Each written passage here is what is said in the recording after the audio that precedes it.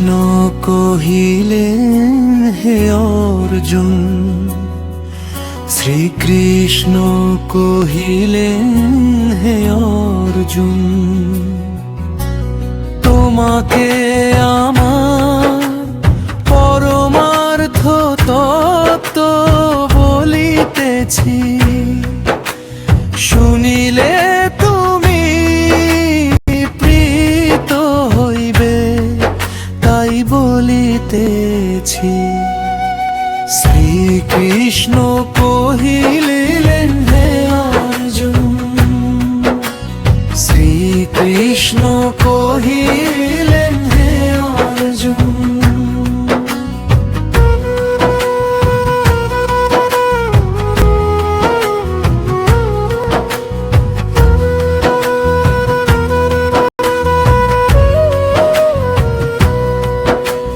মহর্ষিগণ আমার এই পরমার্থ তত্ত্ব জানেন না, সমস্ত ভাবে আমি সকলের আদি, সমস্ত ভাবে আমি সকলের আদি,